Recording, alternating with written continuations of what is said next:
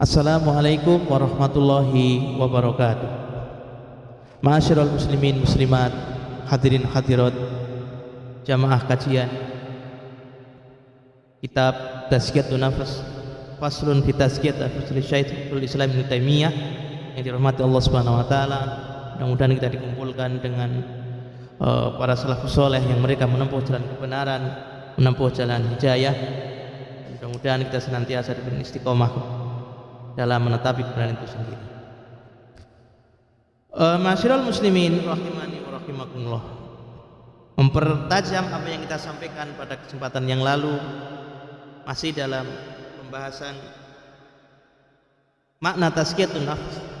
Allah Subhanahu wa taala membawakan ayatnya, qad aflaha man tazakka, qad aflaha man zakkaha wa qad khaba man dassaha. Ayat ini munasib, cocok dengan surat yang lain, bagaimana firman Allah Subhanahu wa taala dalam surat yang lain, qad aflaha man tazakka, sungguh beruntunglah orang-orang yang membersihkan dirinya. Faedah ataupun makna yang dapat disampaikan berkaitan dengan ayat ini, sebagaimana telah kita singgung pada pekan yang lalu, bahwa tazkiyah ini diperoleh melalui perbuatan kausalitas berupa hidayatul irsyad, mencari, berusaha untuk mendapatkan hidayatul irsyad, sehingga Allah Subhanahu wa taala dengan sebab hidayatul irsyad yang kita miliki ini, Allah akan berikan hidayatul taufik pada diri kita semuanya. Dan ini ada hubungannya dengan yang kita sampaikan pada kesempatan pekan yang lalu, bahwa yang menyebabkan masuknya kita ke surga Allah Subhanahu wa taala itu bukan karena amal soleh kita, tapi karena semata-mata rahmat Allah Subhanahu wa taala dan keutamaan yang diberikan pada kita semuanya. Kemudian ada pertanyaan, kalau memang demikian halnya, kalau yang membuat kita masuk surga karena Allah Subhanahu wa taala, dan begitu pula sebaliknya tentunya yang buat masuk neraka itu hal yang demikian, berarti ngapain kita beramal? Mengapa kita sholat capek-capek sholat 5 waktu dalam sehari semalam? Mengapa kita harus berbakti pada kedua orang tua? Mengapa kita harus belajar dan sebagainya, sebagai apa, melakukan upaya-upaya dalam mendapatkan hidayatul irsyad? Maka jawabnya adalah masuknya kita ke surganya Allah Subhanahu wa taala ini memang merupakan hak prerogatif Allah Subhanahu wa taala, karena rahmat dan fadilah yang diberikan kepada siapapun yang dikehendakinya untuk masuk surga. Amal perbuatan kita sebanyak apapun tidak akan mampu dan bisa menyebabkan kita masuk surganya Allah Subhanahu wa taala. Tapi yang perlu diingat bahwa rahmat Allah Subhanahu wa taala, bahwa fadilah Allah Subhanahu wa taala ini secara kausalitas kita sampaikan sekali lagi berbanding lurus dengan hidayatul irsyad yang kita usahakan. Seberapa dalam ilmu kita, seberapa dalam keyakinan kita, keiman kita kepada Allah Subhanahu wa taala, maka Allah Subhanahu wa taala akan berikan hidayatul taufik kepada kita semuanya. Artinya Allah Subhanahu wa taala secara hukum kausalitas, meskipun Allah Subhanahu wa taala memberikan hak prerogatif, tapi Allah secara syariah memberikan hukum kausalitas bahwa Allah Subhanahu wa taala akan memberikan hidayah bagi orang-orang yang bersungguh-sungguh menjemput hidayah itu. Sehingga berlaku hukum yang umum bahwa meskipun masuknya kita ke surga Allah Subhanahu wa taala semata-mata karena rahmat dan fadilah dari Allah Subhanahu wa taala, rahmat Allah Subhanahu wa taala dan fadilahnya tidak akan diberikan kepada orang-orang yang mengkufuri, menentang ayat Allah Subhanahu wa taala.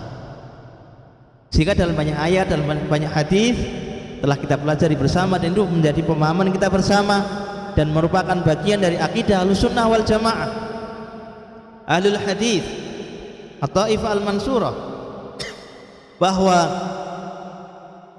Allah Subhanahu wa taala tidak akan berikan hidayah kepada orang-orang yang kafir. Secara personal bisa saja seseorang yang kemudian kafir, kemudian dia terbuka hidayah untuk masuk Islam, tapi kafir ini adalah kafir yang sebagai sebuah sifat, artinya memang memiliki sebuah karakter dia menentang kepada Allah Subhanahu wa taala. Maka orang yang demikian kalau meninggal tidak bertobat karena Allah Subhanahu wa taala, Wa may yusyrik billahi faqad harramallahu alaihil jannah. Maka barang siapa yang berbuat musyrik kepada Allah Subhanahu wa taala sampai ajal menjemputnya tidak bertaubat, maka Allah Subhanahu wa taala mengharamkan surganya untuk mereka ini. Waliyadzubillah min dzalik. Itu orang-orang yang kafir yang mereka memang secara terang-terangan memerangi ayat-ayat Allah Subhanahu wa taala. Mereka menjelek-jelekan ayat Allah Subhanahu wa taala, bahkan memusuhi agama Allah Subhanahu wa taala, maka orang yang demikian secara hukum kausalitas tidak akan mendapatkan rahmat dan fadilah dari Allah Subhanahu wa taala sebagai keyword atau tiket pokok agar kita bisa masuk ke surganya Allah Subhanahu wa taala. Nah, jadi sisi yang inilah perannya hidayatul irsyad. Ketika seseorang mengetahui ketika sebuah kesyirikan adalah dosa yang terbesar, merupakan kezaliman pada Allah Subhanahu wa taala, kesyirikan merupakan sesuatu yang menyebabkan kita sengsara berkepanjangan. Kemudian setelah kita mengetahui kebaikan tauhid, setelah kita mengetahui pentingnya tauhid, pentingnya beribadah pada Allah Subhanahu wa taala, dengan sebab pemahaman kita yang demikian, kemudian kita akan diberikan rahmat dan fadilah dari Allah Subhanahu wa taala untuk menetapi pengetahuan atas kebenaran yang kita yakini tersebut. Sehingga itu yang menjadi tiket ataupun kunci agar kita bisa memasuki surganya Allah Subhanahu wa taala. Sedangkan amal perbuatan ini hanya berkorelasi terhadap tingkatan ataupun jenjang surga yang akan diterima oleh yang bersangkutan. Artinya bisa jadi orang tauhidnya sama, rahmat Allah Subhanahu wa taala sama pada si A sama si B, akan tapi A dan di B ini berbeda derajat surganya, dan inilah yang membedakan adalah amal solehnya. Ketika si A amal solehnya ikhlas, paling baik insya Allah Subhanahu wa taala, paling ikhlas, paling ittiba kepada Rasulullah SAW, maka orang yang demikian akan mendapati surganya lebih tinggi dibandingkan dengan orang yang lain. Dan ini pembahasan tersendiri tentang amal nanti bahkan ada hubungannya dengan jariyah yang lain, berkaitan dengan yang lain. Tapi yang jelas sekali lagi, yang menyebabkan masuknya kita ke surga Allah Subhanahu wa taala semata-mata karena rahmat dan fadilahnya, bukan karena yang lain.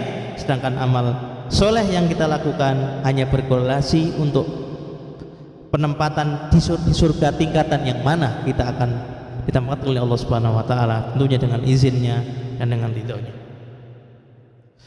Masih mengomentari ayat di atas, qad aflaha man tazakka, maka Syekh mengatakan falau qudira annal makna aflaha man zakallahu nafsahu.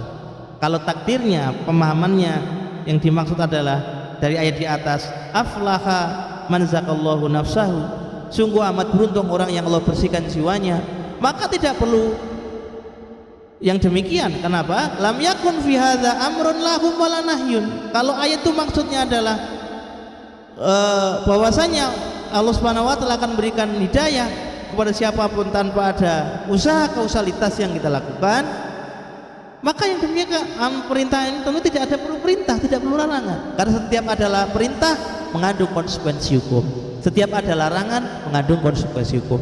Artinya kalau ada larangan, ada perintah, kita kemudian misalnya ada perintah, kita melakukan perintah, maka ketika kita mendapatkan balasan, maka itu sebagai hukum kausal atas perbuatan yang kita lakukan. Misalnya barang siapa yang bersedekah Allah Subhanahu wa taala, selain dia mendapatkan pahala darinya, maka di dunia dia akan dipanjangkan umurnya.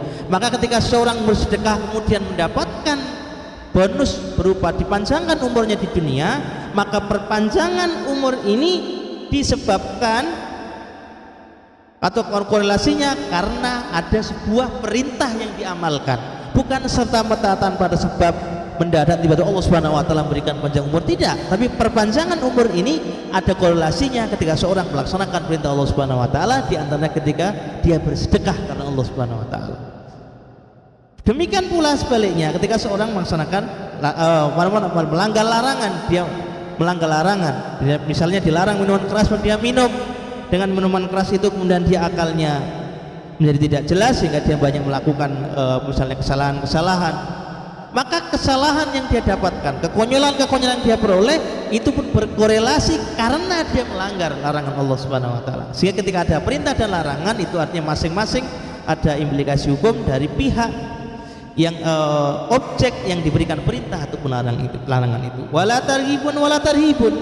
Demikian juga kalau demikian yang dimaknai ayat itu, yang maknanya tafsirnya demikian, maka tidak perlu ada ancaman ataupun sebuah kabar gembira. Karena kabar gembira ataupun ancaman itu diperuntukkan ketika adanya sebuah perbuatan hukum, sehingga kalau perbuatan hukum itu dilakukan atau ditinggalkan maka akan mendapatkan yang demikian dan demikian.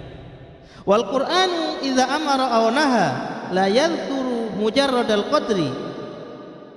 Al-Qur'anul Karim ketika dia berbicara memerintahkan sesuatu atau melarang sesuatu, maka tidak mungkin ayat perintah tanpa ada implikasi hukumnya. Perintah-perintah saja, larang-larang saja pun tidak ada bedanya. Yang rajin sholat tetap sama saja, tidak bahagia. Yang yang kafir malah bahagia, tidak ada. Itu tidak mungkin demikian. Dan itu jauh dari sifat Allah Subhanahu wa taala. Ketika Al-Qur'an memerintahkan sesuatu, pastilah ada implikasi hukum yang dikehendaki. Tidak mungkin sama antara orang yang duduk dengan orang yang berusaha, tidak mungkin sama orang yang bodoh dengan orang yang mengetahui, dan tidak sama orang yang berusaha dan orang yang tidak berusaha. Dan ini merupakan hukum keadilan dari Allah Subhanahu wa taala. Jika tidak mungkin Allah mengatakan fala yaqul man ja'alahullahu mu'minan. Tidak mungkin Allah berfirman dalam satu ayat misalnya, barang siapa yang Allah kehendaki menjadi orang beriman. Ya benar, Allah yang menghendaki dia menjadi orang yang beriman. Namun kehendak Allah Subhanahu wa taala ini memiliki korelasi atas ikhtiar seseorang untuk mendapatkan hidayatul irsyad tadi, sehingga Allah Subhanahu wa taala berfirman bal yaqul qad aflahal mu'minun. Sungguh beruntung orang-orang yang beriman. Keberuntungan orang beriman disebabkan karena mereka mau beriman. Bukan semata-mata nggak ada usaha. Sekali lagi, orang kafir, orang munafik, orang bodoh, orang pinter cuma diberikan iman, cuma diberikan masuk surga, cuma diberikan kebaikan, tidak. Qad aflahal mu'minun. Orang-orang beriman itu mereka sungguh berbahagia. Kenapa? Karena mereka beriman. Iman, ingat, mana iman harus mencakup 3 hal: mengaku dalam hati, mengucapkan dengan lisan, kemudian dilakukan dengan perbuatan. Maka orang beriman itu mereka berbahagia, mereka beruntung, mereka akan sukses dunia dan akhirat karena mereka beriman pada Allah, karena keberimanannya mereka kepada Allah Subhanahu wa taala. Alladzina hum fi sholatihim khashi'un. Orang yang bahagia, orang yang beruntung, yang ciri yang berikutnya adalah yang mereka khusyuk dalam sholatnya. Jadi orang mereka yang untung itu karena mereka sholatnya khusyuk. Jadi sholat khusyuk ini berkorelasi positif terhadap keberuntungan yang akan diperoleh oleh seseorang yang melakukan sholat khusyuk. Dan ini merupakan sekali lagi hukum keadilan yang Allah Subhanahu wa taala berikan kepada kita semuanya sebagai hikmah dan kasih sayang kepada kita semuanya. Yang jelas sebagai penutup pada kajian kali ini perlu kami sampaikan, sekali lagi kasih sayang Allah Subhanahu wa taala itu kepada hambanya itu lebih besar dibandingkan kemurkaannya kepada kita semuanya. Kebaikan yang Allah berikan itu lebih banyak daripada kejelekan yang Allah larang atas diri kita semuanya. Ketika Allah melarang untuk minum khamr, maka Allah Subhanahu wa taala memberikan ganti yang lain, silahkan minum apapun, lebih banyak daripada yang dilarang Allah Subhanahu wa taala. Yang diperintahkan Allah lebih banyak daripada apa yang dilarangnya, dan Allah lebih banyak memaafkan daripada menyiksa hambanya. Kita tahu bersama tentang hadis niat dalam kitab Arba'in An-Nawawi, misalnya hadis yang pertama, bahwa barang siapa, dalam penjelasan saya menjelaskan bahwa barang siapa yang buat satu kebaikan maka dia akan dicatat baginya 10 kebaikan. Dan kalau dalam melakukan satu kebaikan ini keikhlasannya lebih, itibaknya lebih, maka Allah Subhanahu wa taala akan melipat gandakan 10 kebaikan ini menjadi 700 kebaikan. Bagaimana firman Allah Subhanahu wa taala, kamatsali habbatin ambatat sab'a sanabila fi kulli sumbulatin mi'atu habbah.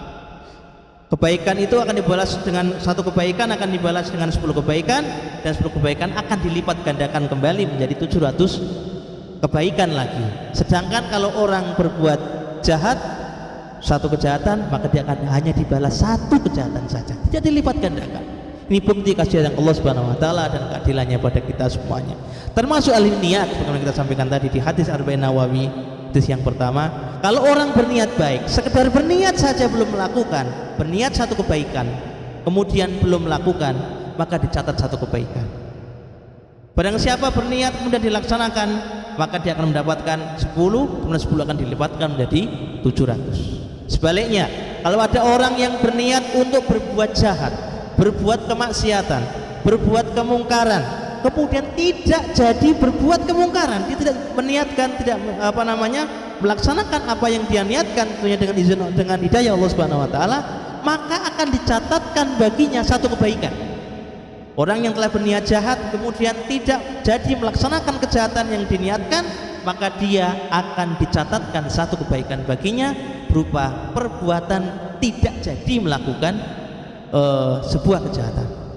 Baru ketika ada orang berniat kejahatan kemudian melaksanakan apa yang dia niatkan, dia pun hanya mendapatkan satu dosa, satu balasan dari satu kejahatan yang dia laksanakan. Begitu subhanallah luasnya rahmat Allah Subhanahu wa taala dan fadilahnya kepada kita semuanya, sehingga orang yang bodoh kalau orang tidak mau mendekatkan diri kepada Allah Subhanahu wa taala. Orang yang paling bodoh adalah orang tidak mau menghadap, mau mengambil rahmat Allah Subhanahu wa taala, tidak mau menjemput rahmat Allah Subhanahu wa taala sebagai bekal kebahagiaannya dunia dan di akhirat. Mudah-mudahan kita semua termasuk orang-orang yang beruntung, orang-orang yang mau mengambil hidayah kebenaran untuk mencapai kebahagiaan dan kesuksesan kita di dunia dan di akhirat.